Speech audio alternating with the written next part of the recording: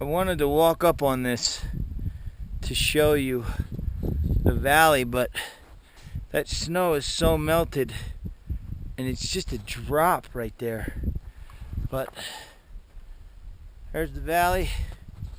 You're at Forester Pass entering Kings Canyon National Park, which is just as spectacular,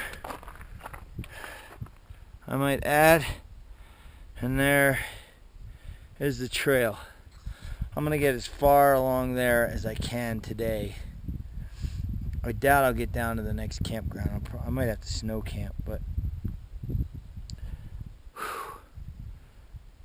maybe that snow will harden up a little bit. This is the highest point on the Pacific Crest Trail. 13,200 feet.